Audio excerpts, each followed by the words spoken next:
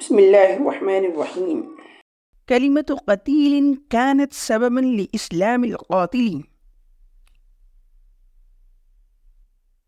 قتل ہونے والے کی ایک بات جو سبب بن گئی قتل کرنے والے کے مسلمان ہونے کا. بعث رسول الله صلى الله عليه وآله وسلم نفرا من أصحابه على طلب بعض الناس ليدعوهم إلى الإسلام، وكانوا 70 رجلا من خيار المسلمين. وكان في هذه السرية حرام بن ملحان. اللہ کے رسول صلی اللہ علیہ وسلم نے بعض لوگوں کی درخواست پر اپنے صحابہ کی ایک جماعت کو بھیجا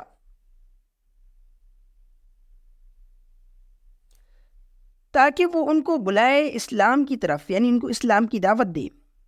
اور یہ جماعت مسلمانوں کے 70 چنندہ آدمیوں کی تھی. یعنی اس جماعت میں مسلمانوں کے 70 جو ہے چنندہ لوگ تھے، بہترین لوگ تھے. اور اس سریے میں، اس جماعت میں حرام بن ملحان بھی موجود تھے.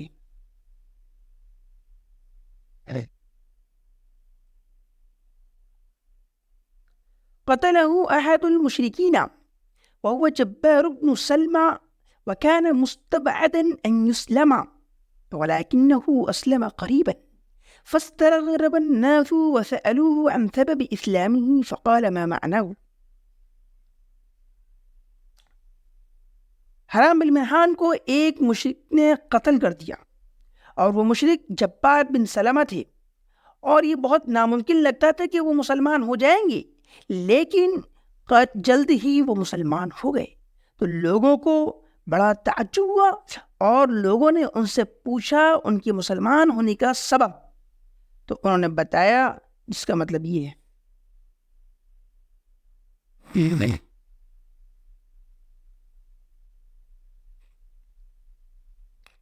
انہوں نے کہا ان قصة اسلامی اننی واجهت مسلما اسمه حرام بن ملحان طعنته برمح بين كتفيه ونظرت الى سنان الرمح حين خرج من صدره فسمعته يقول.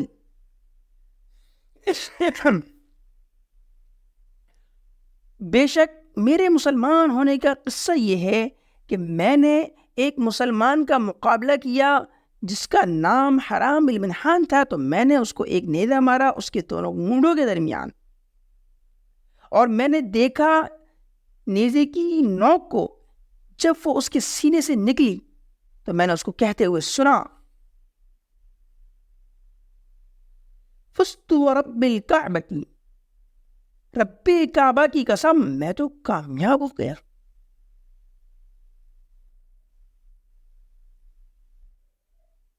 قلت ما معنى هذا؟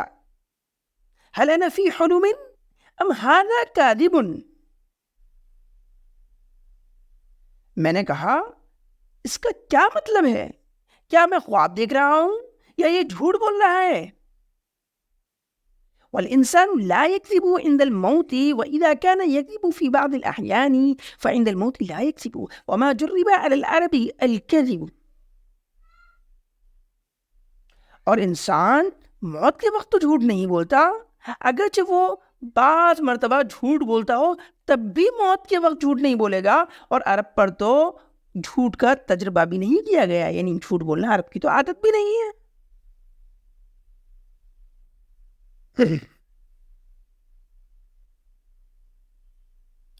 وَكَانَ لِجَبَّارِ بْنِ سَلْمَى حَقٌّ فِي أَنْ يَسْتَغْرِبَ وَيَحَارَ، اور جبار بن سلمہ کو یہ حق تھا کہ وہ تعجب کریں اور حیرت میں پڑیں. وَيَقُولَ فِي نَفْسِهِ، اور اپنے دل میں کہتے تھے طَعَنْتُ رَجُلًا بِرُمْحٍ،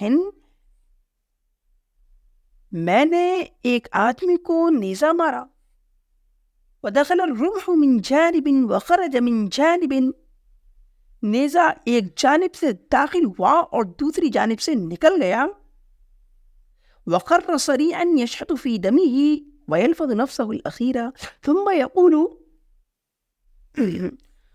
اور وہ شخص اپنے خون میں لت پت ہو کر چاروں خانے چت گر پڑا اور وہ اپنی آخری سانسیں لے رہا تھا، پھر بھی وہ کہہ رہا تھا فزت ورب الکعبۃ، رب کعبہ کی قسم میں کامیاب ہو گیا۔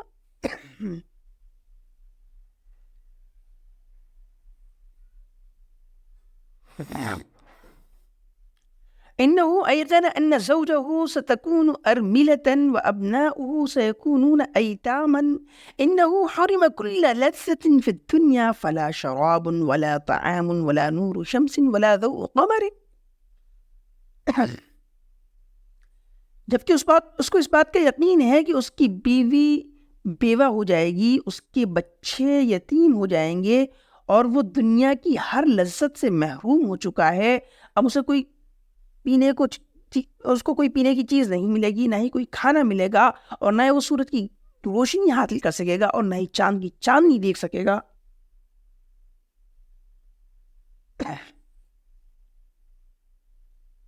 ولا حديث ولا سمر وليس له إلا حفرة قبر فما هذا الفوز،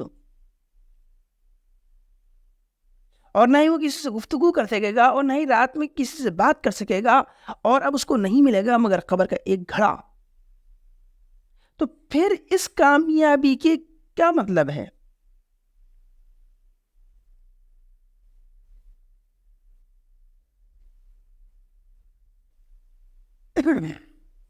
وسألت بعض المسلمين عن قوله، اور میں نے بعض مسلمانوں سے اس قول کے بارے میں، اس بات کے بارے میں پوچھا، فقالوا، تو انہوں نے کہا للشہادتی، ایسا اس نے جو ہے شہادت کی وجہ سے کہا ہے کیونکہ وہ شہید ہو گیا۔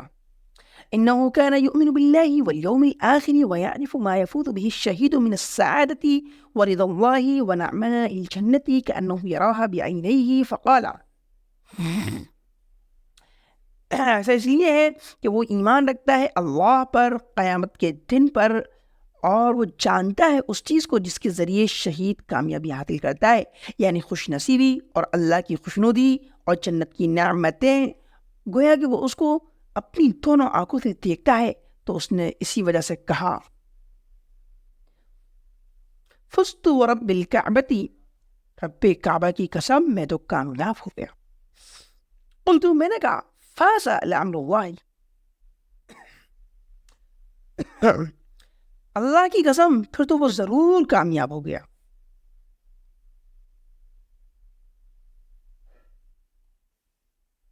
وعرف جبار بن سلمى أن وراء هذا العالم عالما آخر، جبار بن سلمہ نے یہ بات سمجھ لی، جان لی کہ اس دنیا کے پیچھے ایک دوسری دنیا بھی ہے۔ وأن وراء هذه اللذات والمسرات التي ينعم بها لذات ومسرات ألذ منها وأعظم منها وأوسع منها، وهي اللذات والمسرات التي لا تنقضي والحياة التي لا تنتهي، والله سبحانه وتعالى يقول، اور ایک ان لذتوں اور ان مسرتوں کے جن کے ذریعے انسان لطف اندوز ہوتا ہے، پیچھے دوسری لذتیں اور مسرتیں بھی ہیں جو اس سے زیادہ لذیذ ہیں، اس سے زیادہ عظیم ہیں، اس سے زیادہ وسیع ہیں، اور وہ لذتیں اور مسرتیں ہیں جو کبھی ختم نہیں ہوں گی، اور وہ زندگی ہے جو کبھی ختم نہیں ہوگی، اور اسی کے بارے میں اللہ تبارک و تعالیٰ کہتا ہے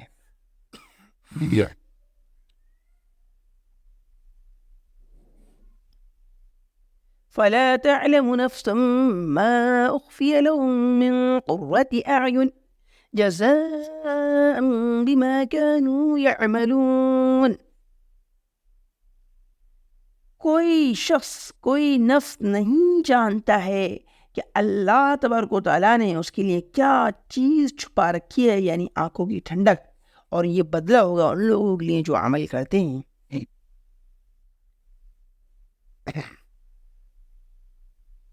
وَيَقُولُ، اور اللہ تبارک و تعالیٰ کہتا ہے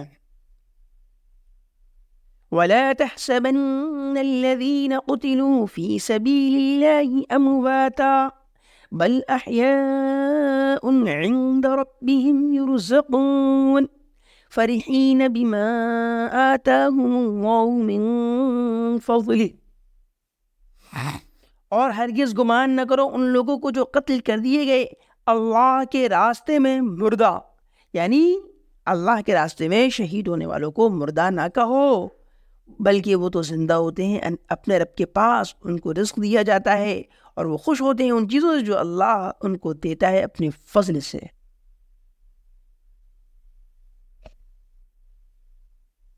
وهكذا كانت كلمة بسيطة خرجت من قلب مؤمن ونطق بها لسان مؤمن سببا لإيمان كافر لا يؤمن بالله ورسوله واليوم الآخر، يؤمن بدين قتيله وبدين كان يعاديه ويحاربه، ورب كلمة مؤمنة مخلصة صنعت العجائب وهزمت الجيوش وفتحت البلاد۔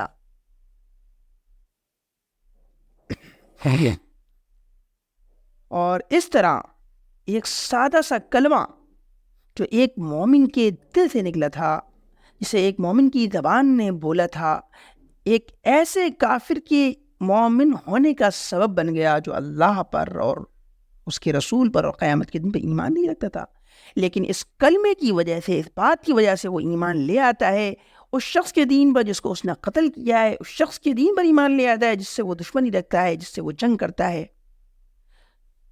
بسا اوقات ایک مخلص مومن کا کلمہ، ایک مخلص مومن کے منہ سے نکلی ہوئی بات بڑے بڑے عجائبات کر دکھاتی ہے اور بڑے بڑے لشکروں کو شکست دے دیتی ہے اور بڑے بڑے ملکوں کو فتح کر ڈالتی ہے۔